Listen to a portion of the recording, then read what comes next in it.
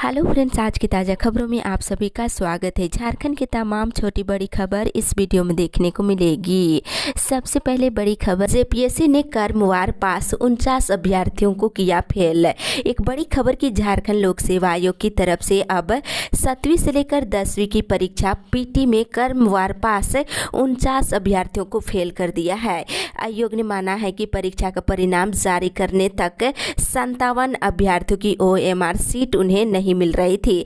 परिणाम जारी करने में देरी किए बिना इसका प्रोविजनल रिजल्ट जारी कर दिया गया। इसमें 49 अभ्यर्थियों को कट ऑफ मार्क्स के अंदर रखकर उत्तीर्ण कर दिया गया था। अब जेपीएससी की ओर से इन सभी अभ्यर्थियों को फेल कर दिया गया है। इधर आंदोलनरत अभ्यर्थियों ने शनिवार को जेपीएससी अध्यक्ष अमिताभ चौधरी का पुतला दहन कर पीटी की परीक्षा को रद्द करने की मांग किए हैं। जिन अभ्यर्थियों को फेल किया गया है उसका रोल नंबर जेपीएससी की वेबसाइट पर अपलोड कर दिया गया है। इसी के साथ ही अगली बड़ी खबर, शिक्षक बनने के लिए टेट जरूरी, 70,000 शिक्षकों की होगी बहाली। एक बड़ी खबर की शिक्षा मंत्री जगन्नाथ महतो ने कहा है कि शिक्षक बनने के लिए टेट पास होना जरूरी है। ये पारा शिक्षकों पर भी लागू होगा और उसके अनुसार वर्तमान में शिक्षकों के 26,000 पद रिक्त है। इसमें 13,000 पारा शिक्षक नियुक्त हो जाएंगे और इसी तरह धीरे धीरे सभी पारा शिक्षक टेट उत्तीर्ण होने के बाद अस्थायी शिक्षक बन जाएंगे। वही शिक्षा मंत्री जगन्नाथ महतो ने कहा है कि शिक्षकों के 70,000 नए पद भी सृजित किए जा रहे हैं। इससे स्कूलों में शिक्षकों की कमी दूर हो जाएगी। इसी के साथ ही अगली बड़ी खबर, बढ़ते ओमिक्रॉन के मामले को लेकर नाइट कर्फ्यू समेत सख्त कदम उठाने का निर्देश। इधर कोरोना के नए वेरिएंट ओमिक्रॉन के बढ़ते मामले ने केंद्र सरकार की चिंता बढ़ा दी है। केंद्रीय स्वास्थ्य सचिव राजेश भूषण ने उन राज्यों और केंद्र शासित प्रदेशों के नाम नोटिस जारी किया है जहां पिछले 2 हफ्तों में कोरोना पॉजिटिव रेट ज्यादा रिपोर्ट किया गया है। इस नोटिस में लिखा है कि कोरोना के मामले में चिन्हित इलाकों में नाइट कर्फ्यू लगाया जाए, साथ ही ज्यादा से ज्यादा लोगों के इकट्ठा होने पर रोक लगाने और शादी और अंतिम संस्कार जैसे समारोह में कम लोगों को आने की अनुमति देने का निर्देश दिए हैं। इसी के साथ ही अगली बड़ी खबर, झारखंड कोरोना अपडेट्स। झारखंड पिछले 24 घंटे के दौरान कोरोना के 10 नए मरीज मिले हैं।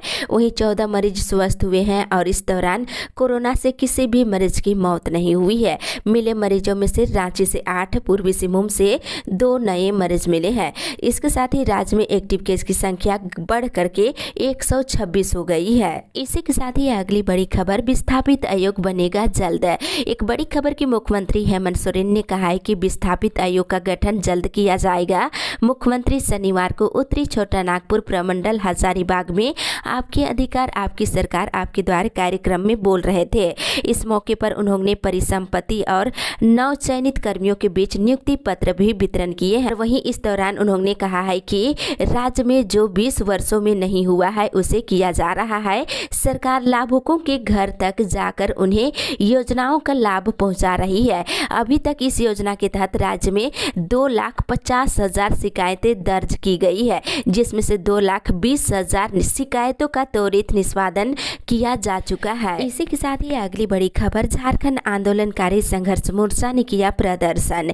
इधर झारखंड आंदोलनकारी संघर्ष मोर्चा ने शनिवार को मोरहाबादी में जमकर प्रदर्शन किए हैं। इस दौरान हर जिले से आंदोलनकारी मोरहाबादी मैदान पहुंचे थे और इनका पीएम आवास घेराव का कार्यक्रम था, लेकिन इन्हें पुलिस मोरहाबादी मैदान में ही रोक दिए। वहीं आंदोलनकारियों ने कहा है कि आतंकवादियों और अपराधियों को 25 लाख रुपया दिया जा रहा है तो आंदोलनकारियों को 3,000 किस तरह दिया जा रहा है। मान सम्मान, पेंशन आदि की मांग कर रहे हैं। वहीं दूसरी ओर एकलव्य विद्यालय के विरोध में ग्रामीणों का शहर में मार्च है। इधर रांची चान्हो के सिलागाय में एकलव्य आवासीय विद्यालय बनाने को लेकर तनाव जारी है। बड़ी संख्या में कल ग्रामीण चान्हो से मार्च कर राजभवन पहुंचे। यहाँ इन्होंने अपनी मांगों को लेकर रांची डीसी और मांडर विधायक के खिलाफ जमकर नारेबाजी की है। इसी के साथ ही अगली बड़ी खबर, होमगार्ड लिस्ट जारी करने और नियुक्ति पत्र सौंपने की मांग को लेकर अनिश्चितकालीन भूख हड़ताल। नवनियुक्त होमगार्ड अभ्यर्थियों की सूची जारी करने को लेकर हजारीबाग नया संभागनालय के समक्ष होमगार्ड अभ्यर्थी शनिवार से अनिश्चितकालीन भूख हड़ताल पर बैठ गए हैं। उन्होंने कहा है कि ये युवा की आवाज है और इसको कोई दबा नहीं सकता है। जब जब युवा जगा है तब तब तक परिवर्तन आया है। जब तक मांगे पूरी नहीं होगी तब तक अनशन जारी रहेगी। इसी के साथ ही अगली बड़ी खबर, जल सहिया संघ ने सीएम को सौंपे ज्ञापन।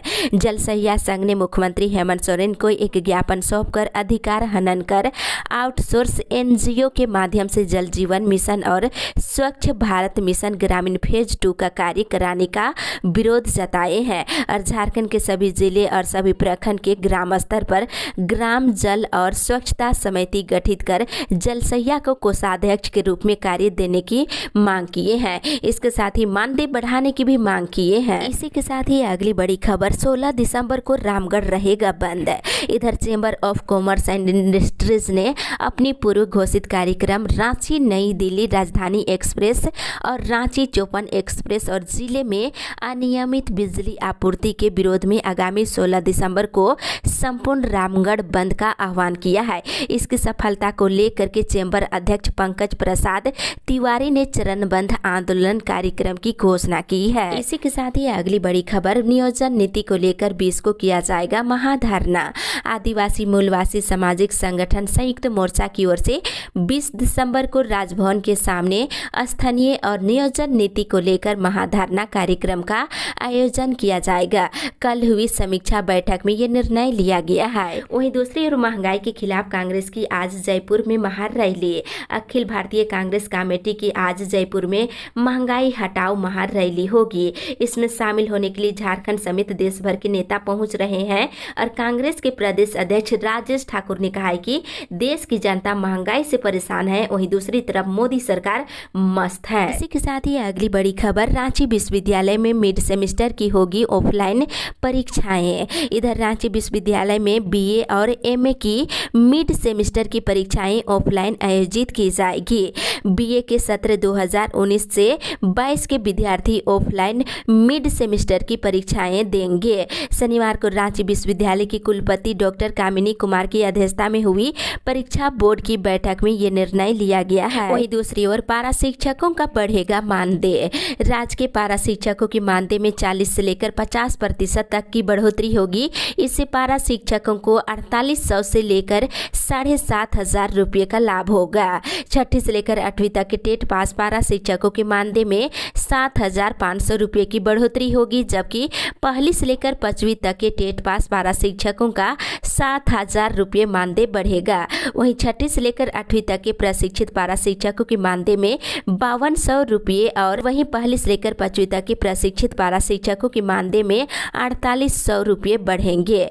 प्रशिक्षित पारा शिक्षकों को 3 आकलन परीक्षा में शामिल होने का मौका दिया जाएगा। साथ ही टेट पास और आकलन परीक्षा पास करने वाले पारा शिक्षकों के मानदेय में हर साल 3% की बढ़ोतरी की जाएगी। कल हुई बैठक में ये जानकारी दी गई है। वहीं दूसरी ओर बिहार के तर्ज पर पारा शिक्षकों को नहीं दिया जाएगा वेतन।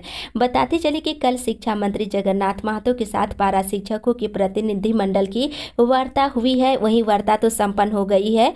मिली जानकारी के अनुसार टेट और प्रशिक्षित पारा शिक्षकों को अब मानदेय से ही संतुष्टि करना पड़ेगा। वहीं बिहार के तर्ज पर पारा शिक्षकों को वेतनमान नहीं दिया जाएगा। दूसरी ओर झारखंड में बिजली संकट जारी है। झारखंड में एक बार फिर बिजली संकट पैदा हो गया है। मांग की तुलना में बिजली की आपूर्ति नहीं हो पा रही है। बता दें, जानकारी के अनुसार ग्रामीण क्षेत्रों में 7 घंटे या इससे अधिक और शहरों में 4 घंटे तक बिजली की कटौती की जा रही है। जेबीवीएनएल के निदेशक ने कहा है कि बिजली संकट की स्थिति अस्थायी है, इसे जल्द ही दूर कर लिया जाएगा। इसी के साथ ही अगली बड़ी खबर, आधा वेतन के प्रस्ताव पर नहीं माने एचईसी कामगार। वेतन भुगतान की मांग को लेकर एचईसी कर्मियों का आंदोलन 10वें दिन भी जारी रहा। तीनों प्लांटों में उत्पादन ठप रहा और कामगार पूरे दिन जमकर नारेबाजी करते रहे। मिली जानकारी के अनुसार अगले सप्ताह कर्मचारियों को 1 महीने के वेतन की 50% राशि का भुगतान कर दिया जाएगा। वहीं शेष राशि का भुगतान महीने के अंत तक कर दिया जाएगा, लेकिन कामगार इस पर सहमत नहीं हुए हैं। कर्मचारियों ने कहा है कि 7 महीने का वेतन बकाया है, ऐसे में 1 महीने का पूरा वेतन भी नहीं दिया जा रहा है। इसी के साथ ही अगली बड़ी खबर, लोक अदालत में किए गए लाखों मामलों का निष्पादन। इधर राष्ट्रीय लोक अदालत के तहत शनिवार को राज्य में 12,04,502 मामलों का निष्पादन किया गया है। राज्य के सभी अदालतों में इसका आयोजन किया गया था और लोक अदालत में वैसे लंबित मामलों का निपटारा किया गया जो कोर्ट पहुंच सकते थे। वहीं झारखंड हाई कोर्ट समेत अनुमंडल न्यायालयों और विभिन्न न्यायाधीशकरणों में भी मामलों का निपटारा किया गया। इसी के साथ ही अगली बड़ी खबर, स्थानीय को नियम अनुसार मिलेगा रोजगार। इधर एनटीपीसी के द्वारा कोयले की ढुलाई के लिए 21 किलोमीटर की कन्वेयर बेल्ट का निर्माण कराया जा रहा है। बता दें, ट्रायल और टेस्टिंग की प्रक्रिया समाप्त होने के पश्चात ही संविदाकार के द्वारा संविदा कर्मियों को रखा जाएगा। वहीं इस मामले में स्थानीय विधायक अंबा प्रसाद सहित अन्य ने अपनी मंशा साफ कर दी है। अंबा प्रसाद ने स्थानीय लोगों को प्राथमिकता देने का निर्देश दिए हैं। वहीं एनटीपीसी के अधिकारी भी कहे हैं कि इसमें बाहरी लोगों को नहीं रखा जाएगा, बशर्ते स्थानीय को प्राथमिकता दी जाएगी। इसी के साथ ही अगली बड़ी खबर, राजभवन के समक्ष 17 को शिक्षक करेंगे धरना। इधर झारखंड प्राथमिक शिक्षक संघ के पलामू जिला इकाई की कल बैठक हुई। बैठक में निर्णय लिया गया है कि शिक्षक और शिक्षा के विरुद्ध अधिसूचना का विरोध किया जाएगा। शिक्षक संघ के प्रधान सचिव जितेंद्र कुमार दुबे ने कहा है कि यह अधिसूचना किसी भी कीमत पर शिक्षकों को मान्य नहीं होगी। सरकार को इस अधिसूचना को रद्द करना ही होगा और प्रदेश कार्यकारिणी में लिए गए निर्णय के आलोक में सभी जिले के शिक्षक 17 दिसंबर को राजभवन के समक्ष धरना देंगे। इसी के साथ ही अगली बड़ी खबर, मनरेगा में लक्ष्य के अनुरूप कार्य पूरा नहीं करने पर होगी कार्रवाई।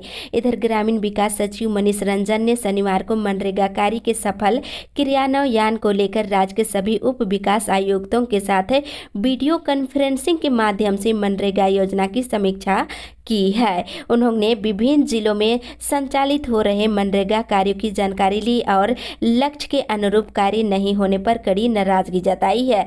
उन्होंने समय पर लक्ष्य को पूरा करने का निर्देश दिया है। वहीं मनरेगा कार्य की समीक्षा के दौरान मनरेगा आयुक्त ने सभी उप विकास आयुक्तों को दीदी बगिया के कार्य में तेजी लाते हुए नर्सरी तैयार करने का निर्देश दिया है। इसी के साथ ही अगली बड़ी खबर, झारखंड ओबीसी आरक्षण मंच की कल हुई बैठक में कई मुद्दों पर हुई चर्चा। इधर झारखंड ओबीसी आरक्षण मंच की महत्वपूर्ण बैठक कल हुई। बता दें, बैठक में मुख्य रूप से संगठन विस्तार, ओबीसी और एससी की आरक्षण सीमा बढ़ाने पर विचार की गई है। वहीं जातिगत जनगणना और एससी ओबीसी के छात्रों की छात्रवृत्ति और जाति आवासीय प्रमाण पत्र निर्गत करने सहित कई विषयों पर चर्चा किया गया है। वहीं दूसरी ओर विभागों में चल रही विधानसभा के शीतकालीन सत्र की तैयारी। इधर विधानसभा के शीतकालीन सत्र की तैयारी को लेकर शनिवार को अवकाश के दिन भी प्रोजेक्ट भवन स्थित सरकारी विभाग खुले देखे गए हैं।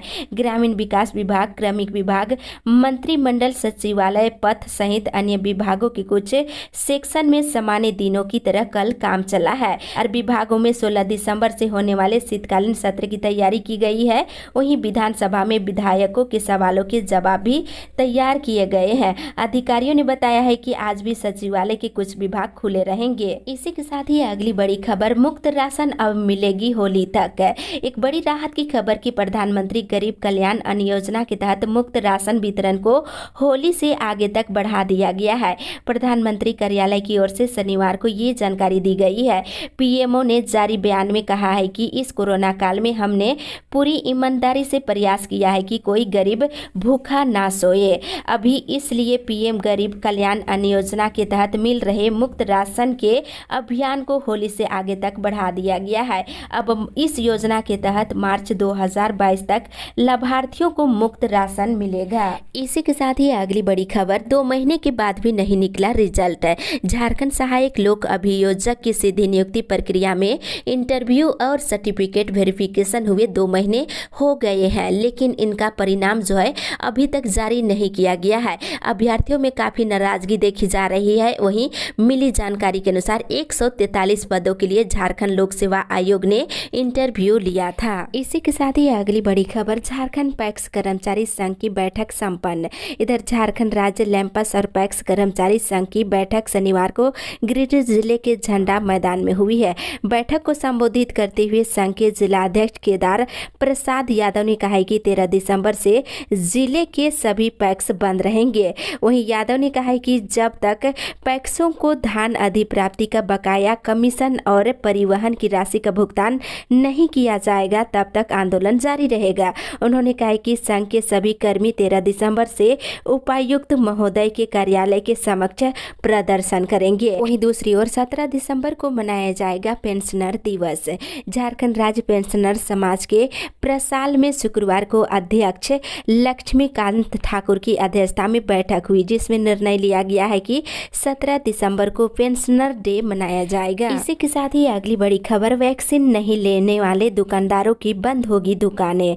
इधर साहिबगंज जिले के राजमहल प्रखंड के अंतर्गत 3 पहाड़ मुख्य बाजार में शनिवार की दोपहर राजमहल एसडीओ रोशन कुमार शाह के नेतृत्व में दुकानदारों का वैक्सीन प्रमाण पत्र जांच किया गया।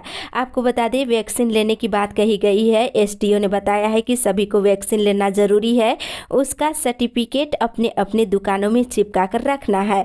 जो दुकानदार वैक्सीन नहीं लेंगे उनकी दुकान जो है बंद कर दी जाएगी। वहीं दूसरी ओर ई विद्यावाहिनी ऐप पर 100% उपस्थिति दर्ज करने का निर्देश।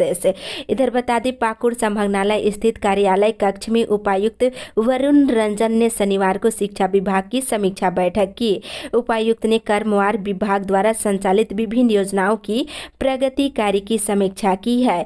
वहीं ई विद्यावाहिनी ऐप में शिक्षकों के द्वारा उपस्थिति 100% नहीं होने पर उपायुक्त ने नाराजगी जताई है और ई विद्यावाहिनी ऐप पर उपस्थिति को 100% करने का निर्देश दिए हैं। इसी के साथ ही अगली बड़ी खबर, शिक्षकोत्तर कर्मचारियों की नियुक्ति पर सिंडिकेट में चर्चा। सिद्धू कानू मुर्मू विश्वविद्यालय की सिंडिकेट शनिवार को हुई और सिंडिकेट ने प्रस्ताव लिया है कि यूनिवर्सिटी एक्ट के अनुसार शिक्षकोत्तर कर्मचारियों के नियुक्ति का दायित्व विश्वविद्यालय प्रशासन को दिया गया है। इसलिए राज्य सरकार को पत्र भेजकर शिक्षकोत्तर कर्मचारियों की नियुक्ति को लेकर पत्र लिखा जाएगा।